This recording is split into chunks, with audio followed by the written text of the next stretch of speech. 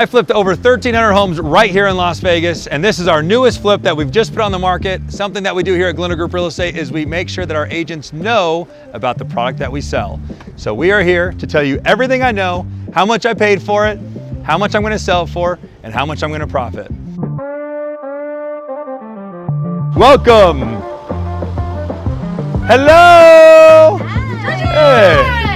I like that. What's happening? How is everybody? Hi, how are you? I'm doing amazing. I'm Josh. I am well. Thanks for coming. What up, big dog? How you doing? All right, so I like to start with how did I get this house? Because I'm always a believer in making noise. I mean, there is no accidents. Like, look how much noise is taking place in front of this house. Okay, first of all, the fact that like if the neighbors were to look out their windows, they're like, man, all these people are out front of this house that they just beat the shit and then now made pretty and put on the market. Noise. Well, I'm not going to make any noise if they don't know how to contact me or know what I represent. So boom, on the van, GG's, car, Galindo on the license plate, like Galindo license plate cover, and then the stickers on there that says GG plus my Instagram handle at I am Josh Galindo, plus GG here. I believe, does this shirt have GG on the back? Yeah. Thank you. And then you got fucking Jorge's truck over here. The guy, I hear more about that than I do about my own cars, honestly. Yeah, Jorge. Okay, his logo. I mean, okay. And Jorge, just to do a little flexing here, because I think it's always important to back up what we do with results. Roughly how many listings or buyers does you and your team have going right now? I think we have 22 and like another 10 coming right now. So. Wow, that's amazing. See, and a lot of times we don't know that, right? And that's what, Another GG vehicle. yeah, okay, even more noise. Who's that? Zeddy, okay. So, but the point is the results speak for themselves. You've got to make noise. I always say that, make as much noise as possible, be the loudest guy in the room without pissing everybody off. You know, it's one thing to be the big, loud, bulky guy. It's like obnoxious and annoying. And it's like, dude, don't, like, now you're just turning me off, you know? And then I'm just making noise, but being a gentleman, but being kind, but being present, but I'm loud, if that makes sense. It's like obnoxious backsplash. Back in the day, remember that glass mosaic backsplash that was super busy? Yeah, that shit was just annoying and obnoxious. And then there's like regular backsplash, which is there, but not there. That's what you want to be. Okay, how did I find the house? Noise. These random agents called me. I'm a big believer in if somebody calls you and goes, will you sell this house for $2,000? Absolutely, yes, I'm the first to do it. Why? Because one, you're gonna prove to them that you're willing to work for a very low fee. And if you want to, you can structure where you go, hey, I'll do this one for $2, I'll do 2 for you. But if you refer me, don't tell anybody I did that for $2,000, just refer me out, okay? Now you get referrals. The other thing is, this thing goes up on Zillow, got your name on it, put a sign in the front yard, brand it to yourself. It creates attention and noise. So what ended up happening was I bought a house at 9 Mile. I ended up selling that. Started at $1,150,000, then went to $1,099,000, then went to $1,050,000, then went to $999,000, and I never intended to sell it for $115,000 anyway. And I said, if I can make 35 grand this house, I'm super grateful.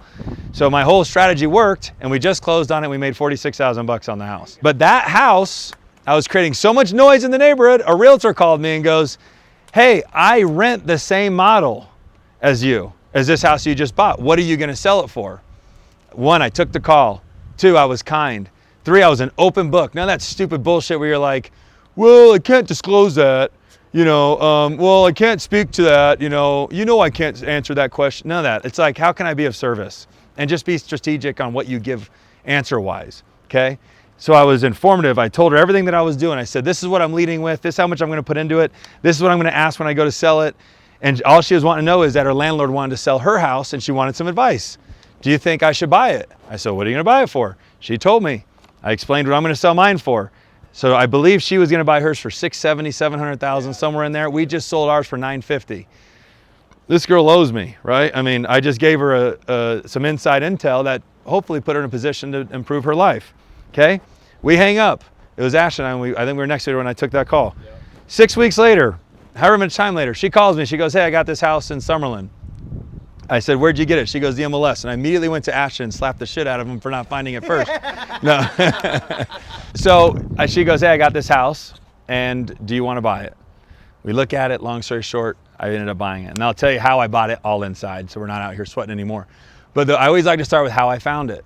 It's not like I was sweating my ass off, or I was working my ass off looking on the MLS for deals, 80 hours a week. I wasn't door knocking. I wasn't writing letters. I wasn't doing this. I wasn't doing that. I was focusing on making an impression everywhere I went so that my brand grows, so that people know when they see Galindo, they can call and I'm accessible. That's what it is. And I guess the core point of this whole thing is don't be the undercover agent. Don't be the undercover agent unless you don't want to do a lot of business. There's nothing quiet about what I'm watching over here with the Ramos team. Nothing. Like, it is loud on all levels. And I know I'm loud on all levels. So that's my 2 cents on how I got this house, is basically just being loud. People don't realize, but every little thing that I do adds up to what I believe is me creating my luck. I don't get lucky. And if I do, man, it's a fucking blessing. But I don't believe in getting lucky. Everything that I do, all of the wins and successes I have, I've created by combining a whole bunch of very little things. They're so minuscule that you're like, if I just do that one thing, nothing's gonna happen. You're like, yeah, that's right. But it's an accumulation of 50 things that I'm doing that are that small that create the results. Okay, why don't you guys come inside, because that's probably really hot. Okay, I didn't have a lot of money to spend here. Okay, so I had to spend very intelligently. The first thing I noticed when I walked in is I said to myself, can money fix the problem? Essentially, this house doesn't have a very big open floor plan if you think about it. It's very compartmentalized, arguably, right? So it's like compartmentalized, and then if we walk over here, compartmentalized, and we'll end over here. So I had to be very intentional to not spend a ton of money reconfiguring this whole floor plan. So sometimes with my homes, and this is what's important when you're flipping homes, everybody thinks you have to go in and go ballistic.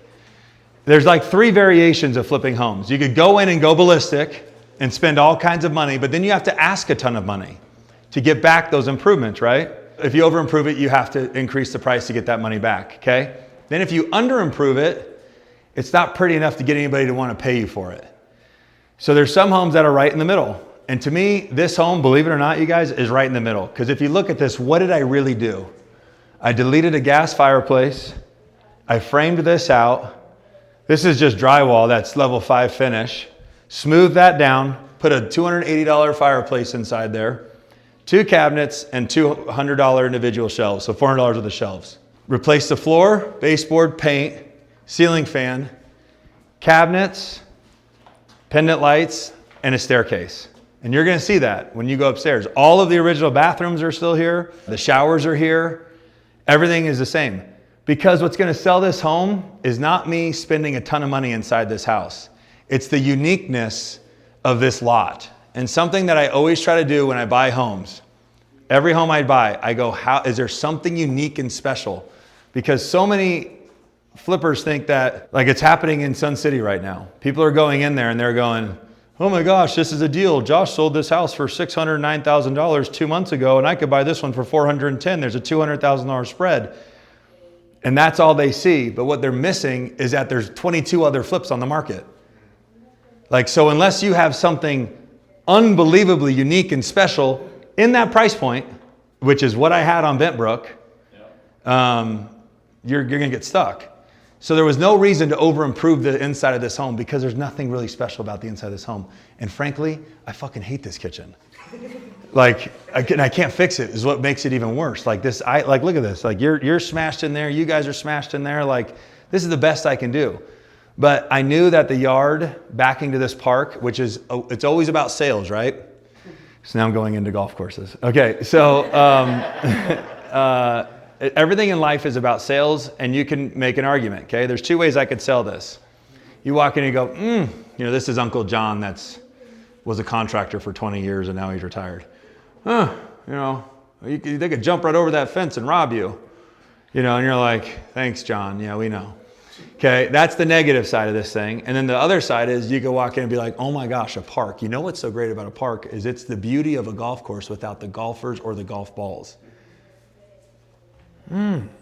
Just as a play on words. You know what I'm saying?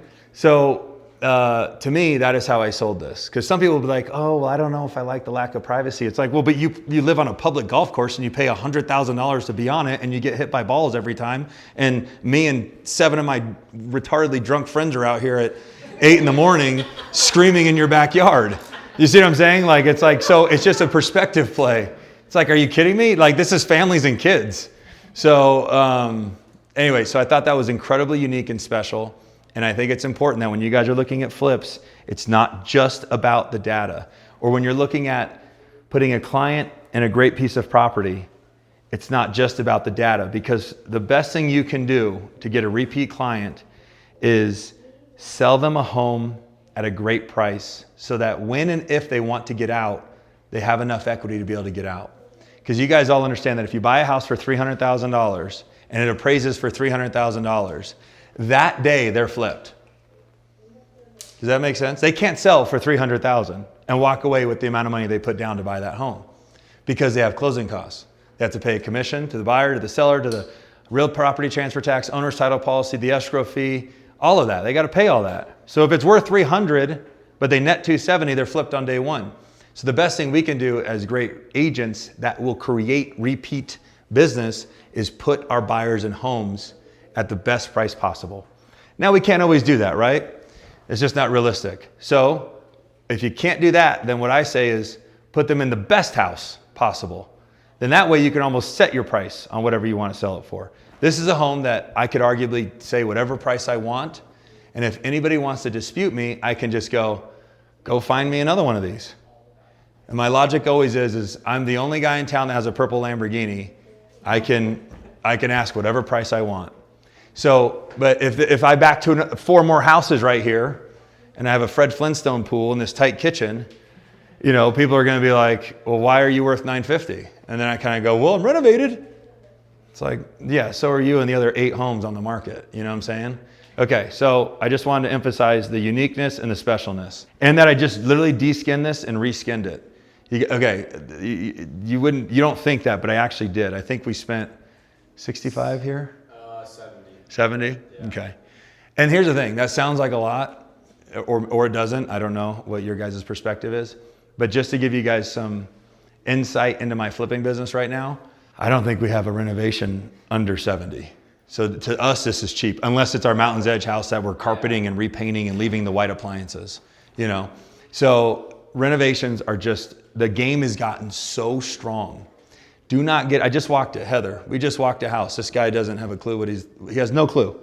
I had a physical reaction to how bad the house was. Like everywhere I looked, it felt like I was like, dude, it was so bad. Look over here, like, ah. And then I was like, oh, like it was like pushing me back out the front door. And then went into the second house and did the same thing by the same person. Yeah. It was 2 houses. Yeah, both the pools are green. The quality of the work was horrific. Anyway, what I'm getting at is that you guys have to understand that in Las Vegas, and these are the expectations that you can set on flippers as representing buyers, okay? And then obviously implement if you're flipping as well. But these are expectations. This is Las Vegas. This isn't Kentucky in some town of 12,000 people. This is Las Vegas. This is where the best of the best are operating, okay? So if you have delivered a shit product to the market, you should not be rewarded for that, okay? And that is what essentially is happening. The Boakley Group, Galindo Group, I mean, there's another hand, Precision, that's why I was like, nah. But, you know, but Precision and these other guys, we are delivering incredibly high quality. Okay, there's a difference. Boakley, I'll give them credit, Galindo definitely, for quality. But outside of that, everybody's delivering extremely highly designed homes. I can't take that away from them. They're doing accent cabinets, accent walls. They're doing, you know, the fireplace gigs, pendant lights, the whole 9. Now, is the quality of ours? No, but that's okay. But my point is that if you're going to get into the business, understand that you're competing at the highest level, and you need to be coming to these to understand what greatness looks like. And there's imperfections here. I could point them all out. But if you deliver anything less than this, you will be punished in the marketplace. Okay, so that's important. And I always like to talk about the numbers. Okay, let's have a little fun with our game here. I bought this home. So just for example, And you guys can do this because at Galindo Group Real Estate, we teach what I like to call real estate, not just realtor real estate. Realtor real estate, if you want to learn that, you go to Keller Williams. Or you go to some of these other corporate brokerages where they make you stay in this little box, and if you go outside of it, they have a full-blown meltdown. So, but I understand real estate so well that I can operate that way. Okay, so I'll just speak to the buyer that brought this deal to us. They tied this thing up on the MLS under 123 Main Street, LLC, or excuse me, under, come in! It's probably still locked.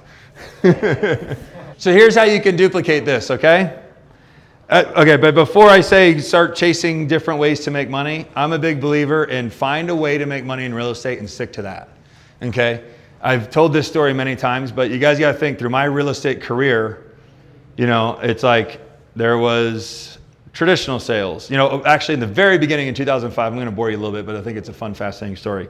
In 2005, you know, all you did was go to the builder, pull a number, sit in the parking lot, wait for them to call your number, put a deposit down on a $300,000 house, and by the time you closed on the house, it was worth $4,000. And then you would immediately relist it and sell it and make $100,000. Believe it or not, that was the model. And or you would close on the house and it was appreciating faster than it cost you to own it. So if it cost you $2,000 a month and it was appreciating at $3,000 a month, you would hold it and have negative equity or negative cash flow, and then you would sell it, and that was the way that like everybody made money in residential. And that's also what helped create the housing problem. Okay, so that's one way to make money. And then when the market crashed, it was like short sales, REOs. Then the banks were like, holy cow, we realize we're killing the market by foreclosing on everything. So let's stop and do short sales. Then everybody had to learn short sales. And then the short sales were taking too long because they weren't ready for them. And then they had to go back to REOs. And then it became traditional sales. And then it turned into all these other different things. Actually, I've lost my train of thought. I didn't lose it, but my story's not going where I want it to. But my point is that as you get to like the pandemic era, remember when NFTs were cool?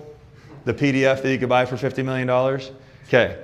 And all of a sudden you're like looking, you're like, damn, he just bought that for $50 million or for $5 million, now he's selling it. And you're like, I want to go play the NFT game. And then you look over and this guy's drop shipping and he's got an Amazon store and you're like, oh my God, he's making all this money. And then you look over at Debbie and she's doing crypto. And you're like, oh, I want to go to crypto. And then I go over to, the metaverse, my favorite. What a fucking stupid idea that was. Buying land in the metaverse, like it's an unlimited amount of supply, and then you're going to spend money on something that it's like buying air, you know. Anyway, and then it was like the metaverse. Anyway, all those collapsed because, but some people did make money on each of those things, but they did only that. They focused on one thing, got really good at it, and stuck with it and did well. And that is what has served my entire career. I learned how to flip homes. I didn't try to be a realtor. I didn't try to be an REO specialist. That's what I was getting at. Even though all the REO guys were making tons of money. I was like, I'm not gonna be an REO guy. I'm just gonna be a house flipper. And then when luxury flips became popular, everybody was like, I was like watching all my friends make $800,000 a house. And I'm over here making $25,000 a house. I'm like, oh my gosh, maybe I should go do that. No, Josh, stay focused. Just stick to what you know. Sure enough, my trolley kept moving forward. Theirs went back $800,000 and they had to start back over. These guys were literally making $1 million and giving $1 million back. Making $1 million, giving $1 million back. Meanwhile, I'm 25,000 at a time. So what is my point in that long-winded story? Is find what you're good at, whether it's buying, selling, wholesaling, flipping, or whatever it is. And stick to it until you're an absolute expert and make as much money as you possibly can with that one way of doing business. And if you've exhausted that thing to the max, then you figure out another way to make money. But you don't bounce around. Okay, I bought this house for $670,000. And right now it's listed for $950,000. Okay, what do you guys think I'll make? Just have some fun with it. Throw some numbers out there. And let's say I sell it for $9,000. So here we go. Bought it for $7,000. I'm going to sell it for $9,000. How much is Josh going to profit? 170. What? I was saying 200,000. 200. Okay. Debbie? How much you're gonna profit? Yeah. What's my profit? Well, it says 280, but that's not counting everything. So give me a number. Okay, so 50 grand. Okay? The reason I bring that up is I can't tell you how many realtors will call me and be like, I see you just bought it for 670. I'm going to offer you 700 and you'll be just fine. And you'll make 30 grand. Okay? Let me tell you where all that money goes. It is not like that. For me to make even 20,000, I have to have a $100,000 spread, meaning I have to buy it for 5 and sell it for 6. That spits out a whopping 20 grand. If I want to make 50 grand, I got to buy it for 5 and sell it for 650. If I want to, and the list goes on, all right? So now let's get a little educational. But the reason I bring that up is there's nothing worse than exposing your professionalism or your understanding of the flipping business by going to a house flipper and going, well, you're making 200 grand, with tremendous respect to you, but I knew that I was going to get that answer. Yeah. Trust me, I knew. That's why I asked the question. That's why I ignored your answer, because he was more right.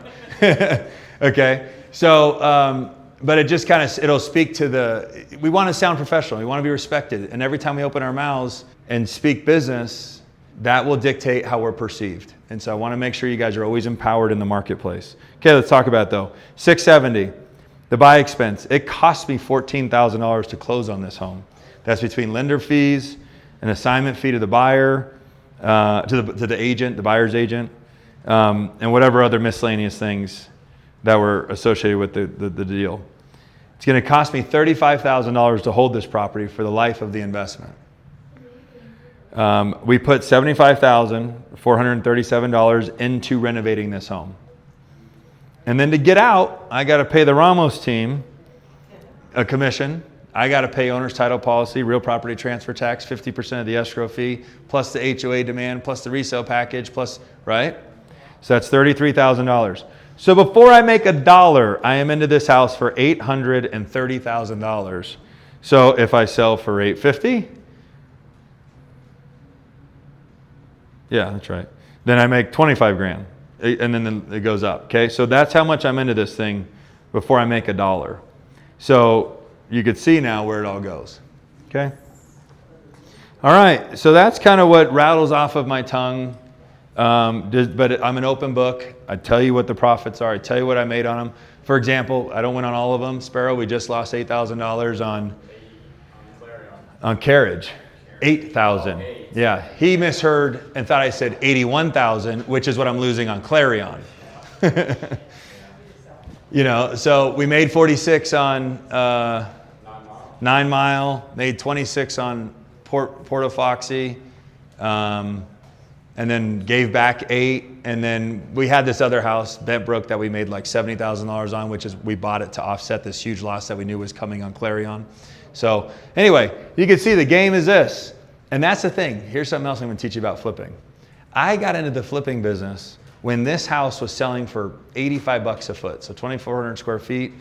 This thing was probably, honestly, right off the MLS. It wouldn't have been in great shape, but it was probably $265,000. Okay? Now think, as a realtor at that time, $265,000 at 3%, call that $8,500, right? Rough numbers. $8,500. So I'd have to find a buyer, fix this house up, or show them 1 million homes, and then close it and make $8,500. So I said to myself, fuck that. I'm going to go flip homes. I can buy a $200,000 home, fix it up, sell it, and make $20,000. So now everybody thinks, oh my gosh, Josh, flipping is the way to get rich. It is, but so is being a realtor in today's market, because now this home is $950,000. If you do a good job at negotiating a 3% commission, you make $27,000 and I make $50,000. And I had to buy this house and risk all this money and fix it up. And that's best case scenario. So my point is that the reason I got into the flipping business, and now it's all that I know, so that's all that I do, was because there were no commissions when homes were trading in 2011 for $165,000. And your broker, it wasn't a flat fee brokerage model either at that time. It was the percentage of your commission time. Like if you hung your license in Nevada Real Estate Services, it was 25% of your commission, no matter what. Okay? Okay, now I'm an open book. It'll probably take you a second to think of something if you guys want to. How long did it take you to renovate this place? We renovated this, I'm going to say, in 55 days. Yeah. Am I right, Ash? Yeah, well, probably closer to 50, but Good. same range. Yeah. No, 50. So 50 days. See, and that's how good I know my business. I had nothing to do with this renovation. This is my second time in this house, and I knew that it was between 50 and 55 days to renovate it. Speaking to my point, though, is that in this game, you have to know your business well. You have to know your business very, very well. I didn't pick out one thing in here. I knew what the budget roughly was on this house. I knew roughly what the profit was, and I wasn't intimately involved in this house. So imagine if I was intimately involved, how precise I would have to be. You know what I'm saying? Or you should be. You should be. So great question. Relatively quick rental because there was no floor plan changes. So. Piggybacking on that, how long are you expecting to hold it? Well, Sparrow thankfully sells all of our homes for us, and Like just got a text right now, the offer's coming at $885, 3% commission there, and ask for closing costs. see. So do you see what I have the ability on? This is full strategy on this house, and this is the eye that everybody should have. You don't always get it on a listing. You could just get a 1,200 square foot house with no pool, no garage, and 2 bedrooms on the east side of town. You're not going to be able to really overly speak to how incredible that property is. But what happened here was I listed it super high, and nobody can look at me like I'm crazy because I can go, I have something special. And nobody knows what the value is of this. It's called ambiguity. No, or is it ambiguity? Yeah, it creates ambiguity. That's right. So this created, nobody can tell, Zeddy might go, that's worth nothing. You might say it's worth $100,000, but it keeps it up for debate. So my point is I can ask this crazy $950 when really I only got to sell this house for $845, which is what we built it for. And then we went on, really $865. And then he's telling me $880. So these guys think they lowballed me. And the reality is like they came in at my number. So, but I can only do that if I have something special. If this house wasn't special, I don't have the luxury to just go $950 and be like, just lowball me.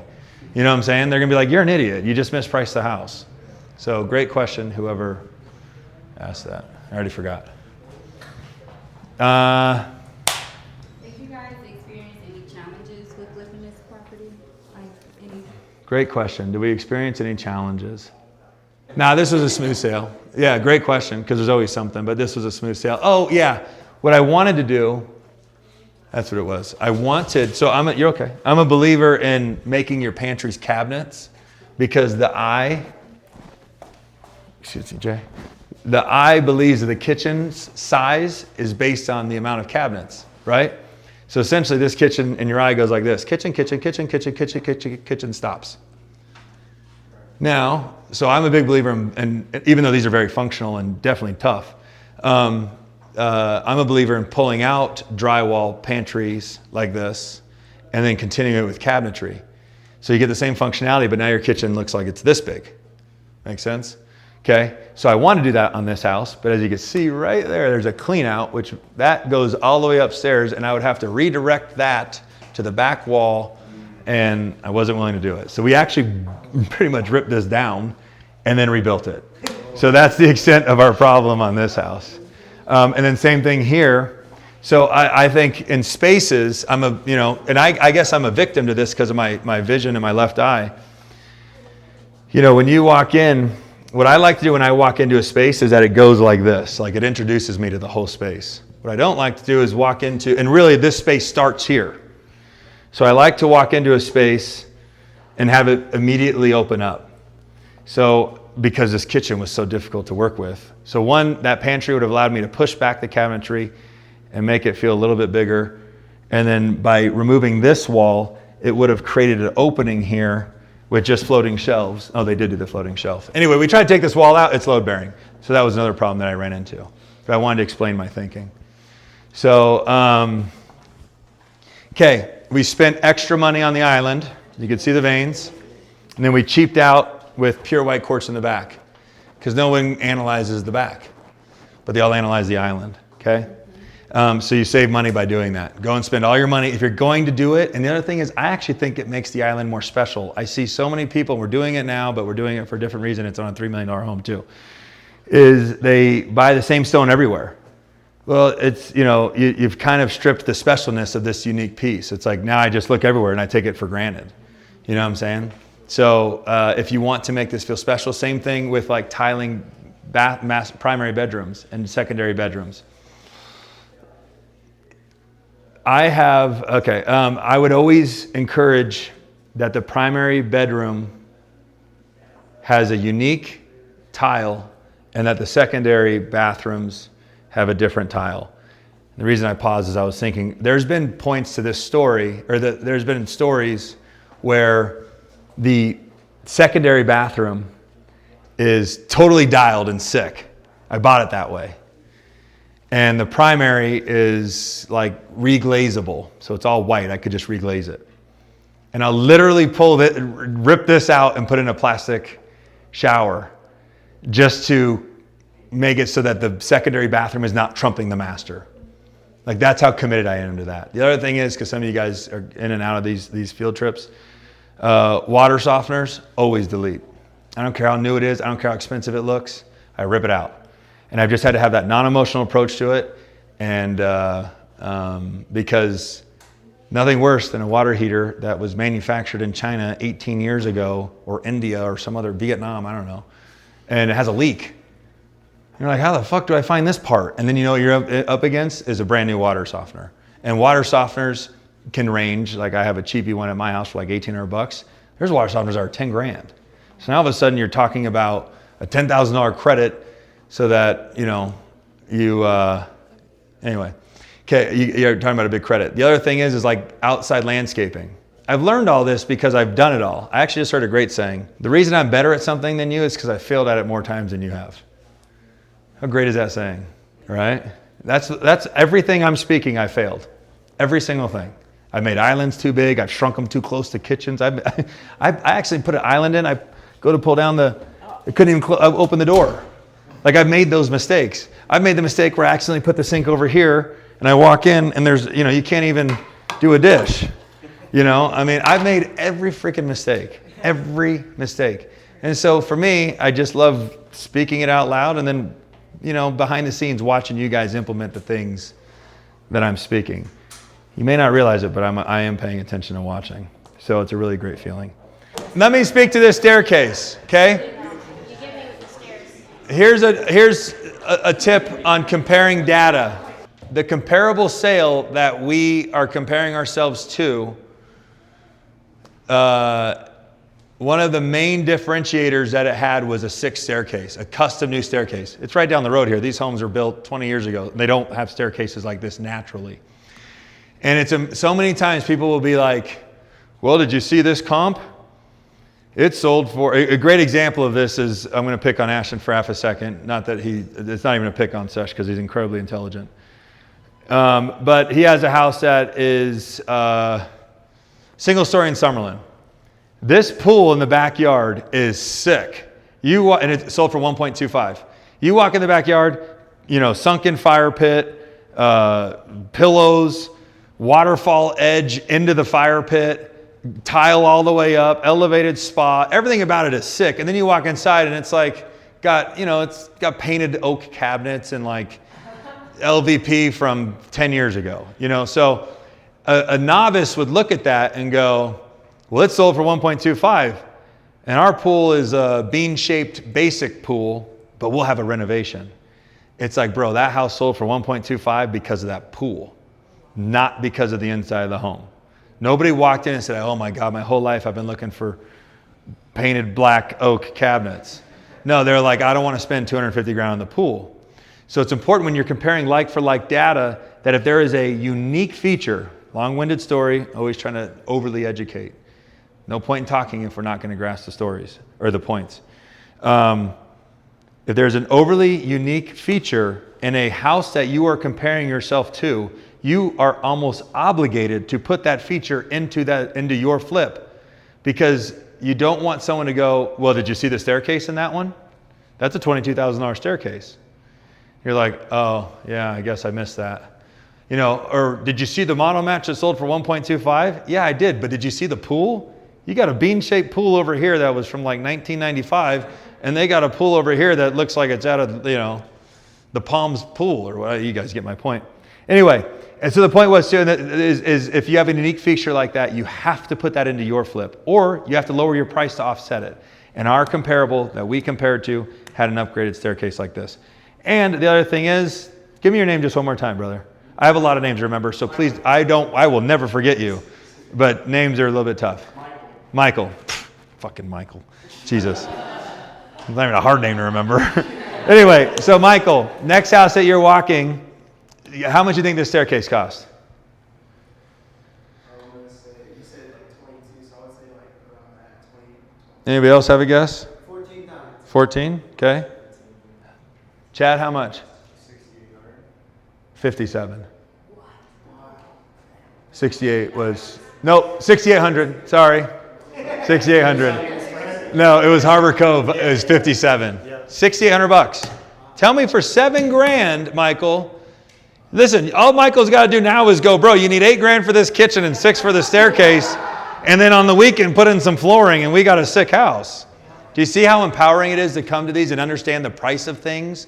So many realtors are just selling, and have no clue on an intimate level about the product that they're selling.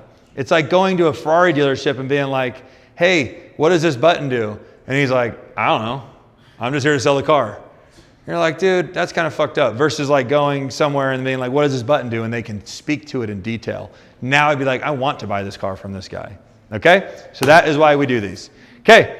Let's go check out this basic ass bathroom. You guys are going to Sadie Hawkins. Snick Wahidi's.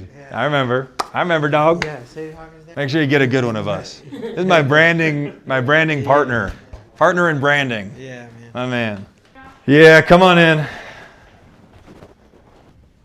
Okay, what is this bathroom missing?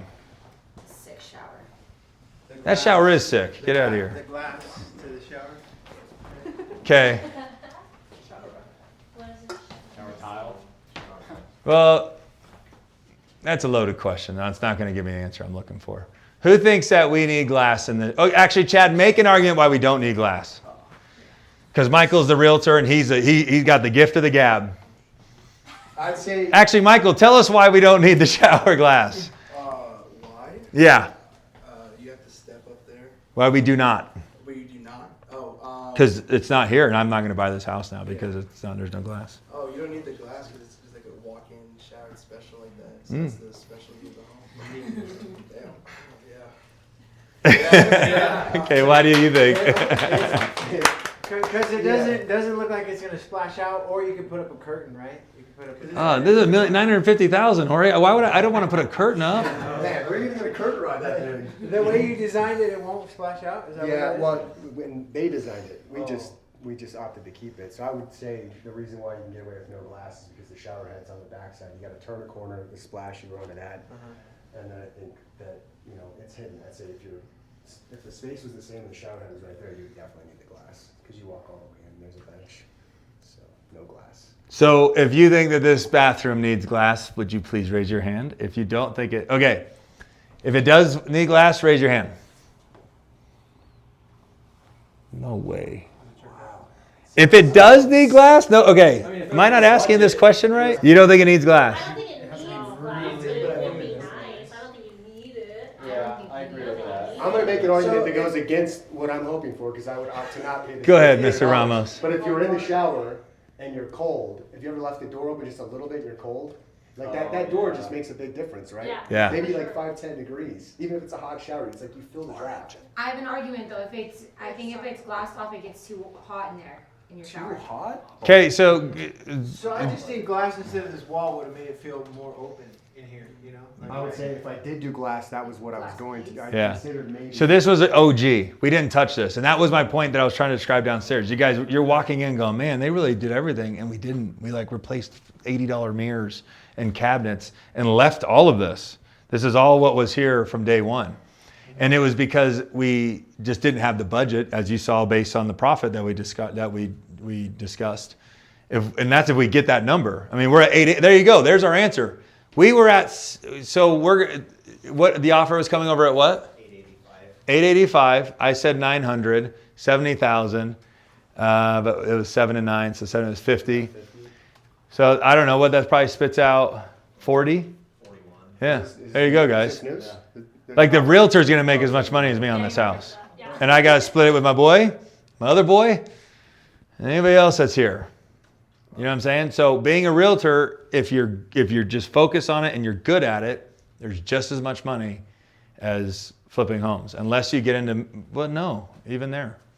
because you can make a ton of money there too. Anyway, just something to always consider. And if you enjoy flipping, then flip. If you're doing it just to make money, there's a lot easier ways to make money. Flipping is the most brain. Am I right, Chad? A lot of bandwidth. You're the cigarette filter. Like everything goes through you. You know what I mean? Yeah. You just catch it all. That was good. Wow. Can we give Chad a round of applause for that? Thank you. Okay, so we don't need glass? It's also high pressure. Oh, the pressure's unbelievable. Bro, if I had 24 homes right now, I'd be teetering on the edge of that balcony. You said you had 24 listings or whatever you have going on? 22, yeah. 22, yeah. Like if I owned all those, it'd be very frightening. Okay, does anybody think we need glass? Fuck. Okay. We need it. $1,700. I think we need glass. And Chad just said he didn't think we needed glass.